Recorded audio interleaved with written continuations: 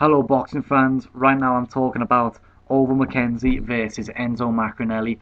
This is going to be a good fight. This is a light heavyweight Commonwealth title fight. And it's one to watch.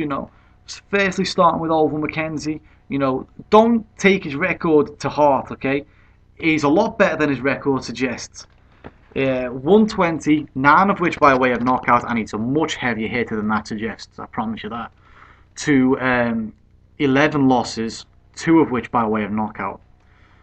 Then we look at Enzo Maccarinelli, 35 wins, 27 by way of knockout, to 5 defeats, all 5 by way of knockout.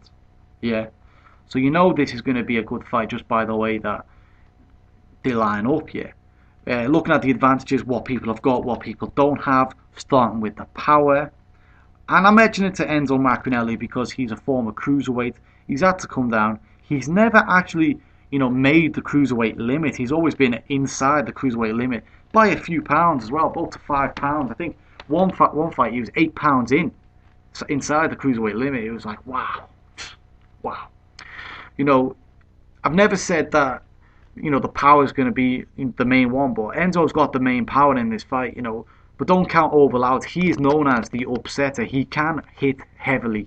Ovill's most dangerous in the early rounds. If you can take him later than the first 4 or 5 rounds, then you've got a very good chance of outpointing him over the distance.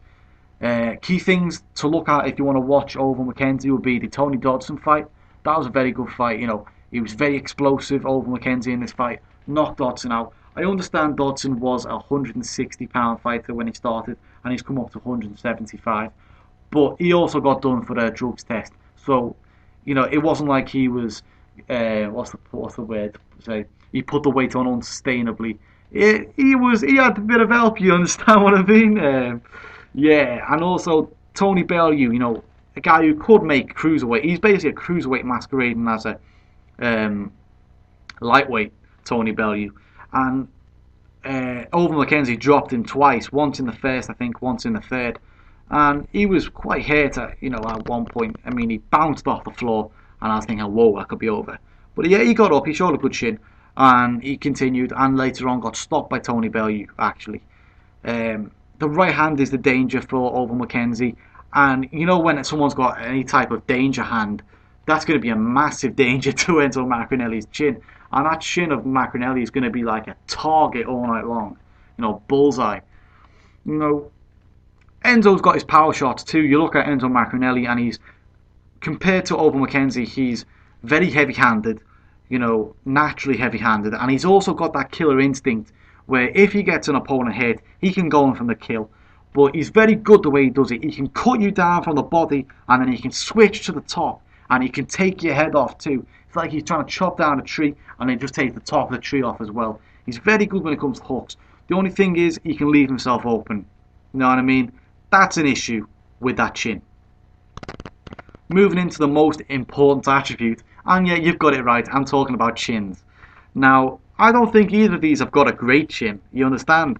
I think Ovill McKenzie's got the better chin. Enzo Maccarinelli's got probably the worst chin in championship boxing. It is a title involved, Enzo Maccarinelli's chin's the worst. Guaranteed. Nowhere. People talk about Amir Khan, and Amir Khan always gets up. You get me? I mean, Enzo Maccarinelli doesn't always get up. He can be put down and put clean out. I do feel sorry for Enzo Maccarinelli, to be honest. He has the worst luck in boxing, I think. If you just look at his record, he's fighting these huge punches. He's not getting the protection he needs from a promoter. Look at his record. David Haye knockout, huge puncher. David Haye, knocked people out at heavyweight with one punch. And then he obviously knocked out Enzo Maccarinelli with that one punch, just like boom. Jumped in with the flurry. David Haye actually missed every single punch in that flurry, except for one. Whack, down again. There he was, right? Ola Afolabi, knockout. He's a renowned cruiserweight puncher. Knocked out Maccarinelli, one punch, boom, down, done. You know what I mean? Denis Lebedev, Russian wrecking ball. What else do I need to tell you about Denis Lebedev that you don't already know? Took Enzo Maccarinelli clean out. And then Frenkel. Now, if you're named after that horse, you know it's gonna be a tough fight, tough night, whatever you want to say. You understand? He took a perfect shot from Frankel and was put down. And he does show great heart, Enzo Maccarinelli. You've got to give it to him. He's got heart in abundance. If he could take Victor Ortiz's chin, you know what I mean, and just you combine the chin with the heart, you know, Enzo would be like one of these amazing fighters, you know, that you'd never beat. But he's not.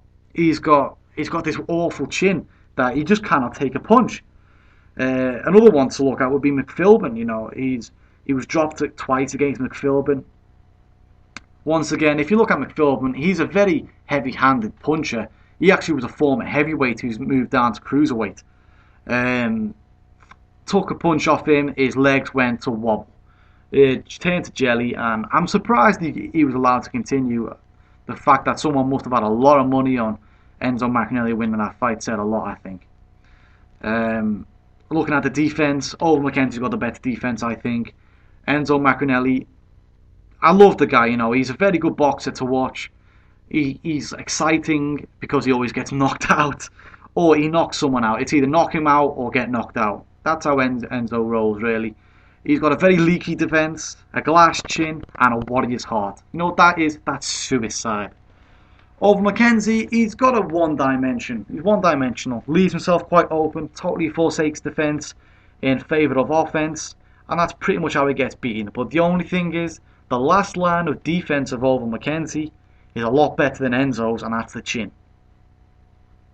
Looking at the boxing ability, and this is a heavy one for Enzo Maccarinelli, this is how he'll win the fight. If he makes this a long range contest, Enzo wins this fight all night.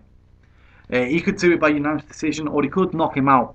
Yeah, he can use a jab, he can work off it. He's got a sweet body attack. You tell me anyone between cruiserweight and heavyweight who's got a better body attack than Enzo Maccarinelli, and you won't find anyone. No one's better than Enzo Maccarinelli at the body attack. He can rearrange your ribs, basically. Yeah, the only weakness is, you know, to get in range, to really lay down the smackdown on someone's ribs. It's basically he's got to get into punching range, and that chin doesn't hold up. That's the main issue, you know. You get me? Ovill McKenzie doesn't have the greatest boxing skill. Very one-dimensional, like I said. The only thing is that one dimension really works for him against domestic opposition. The only thing is, where's Enzo Maccarinelli at now? Is he world title contention? Should he be there at light heavyweight, or is he the same Enzo Maccarinelli that's always had a problem with his chin at cruiserweight? But let's be real, Enzo Maccarinelli, he's not actually a cruiserweight. He's between light heavyweight and cruiserweight. He's the type of person who needs some other type of weight limit in between them, because he can't actually make cruiserweight weight. So anyway, how am I going to talk about this fight now? I'm going to cut it short now, that's it.